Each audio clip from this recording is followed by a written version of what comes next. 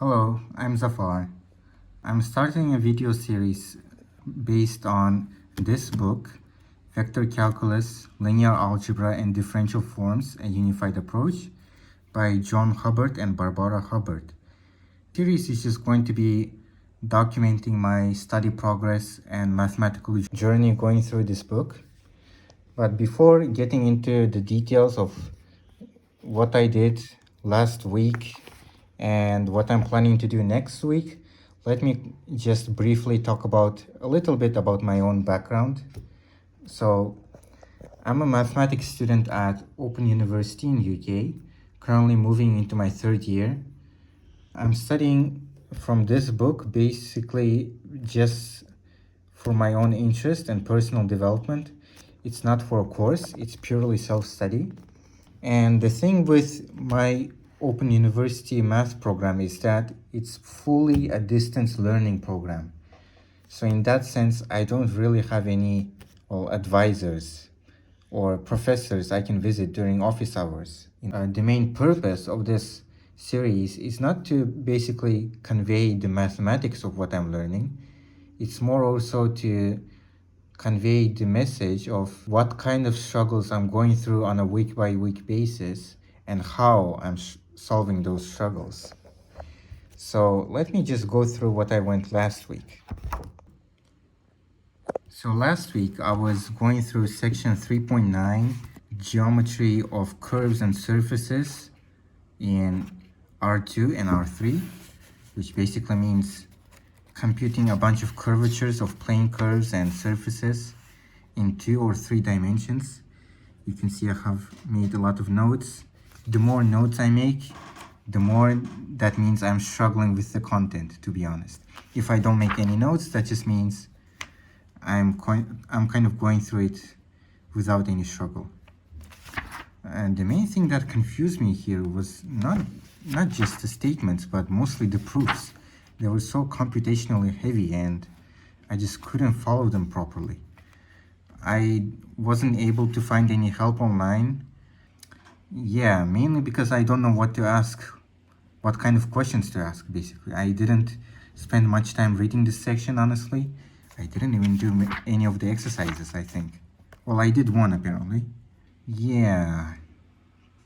I couldn't justify spending too much time on this section because I was not very interested at the moment about curvature.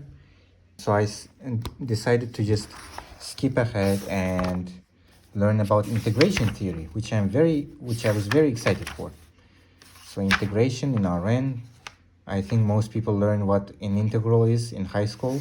This is for integrals that take n inputs as numbers and spit out one number. So n-dimensional integrals, so to speak.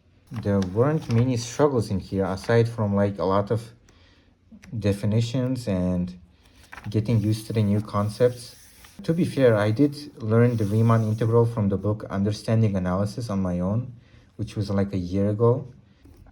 I wasn't struggling with the content, but it was still not easy, although most of the theorems just looked familiar from single variable analysis. But this thing is new, for example. Although I solve every exercise, it just happens to be that most of the questions that I struggled in this section have been odd-numbered exercises. And there is a solution manual for odd-numbered exercises from the official Matrix Edition publishing company. So I recommend, if you're just self-studying from this book, to get that solution manual. It's especially helpful for those that don't have any external support, I guess. I still have a few exercises left to do in this section, and then in the next week I want to do not this section, probability and centers of gravity. I'm gonna skip this one because I'm not currently interested, but I'm gonna do sections 4.3, which is on, what is it? Criteria for integrability. When does a Riemann integral exist in simple terms? Measure zero sets, which is a generalization of volume zero sets. And then 4.5, Fubini's theorem and iterated integrals. This is just getting into actually computing the integrals instead of just defining them.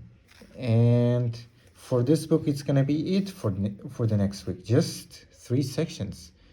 That's gonna amount to, I calculated it's probably like 27 exercises, which is not much. But some of the exercises can take like an hour or two, so it's definitely not an easy task. The reason I'm not putting such a heavy load on myself for this next week is because I also want to start reading this book, Complex Analysis by Green and Krantz.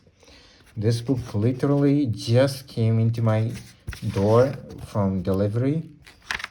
I want to finish chapter 1 over here, do all of the exercises, which are like, there were like 50 exercises. This whole week is gonna amount to solving like 90 exercises. This is not going to be easy. So thanks for watching.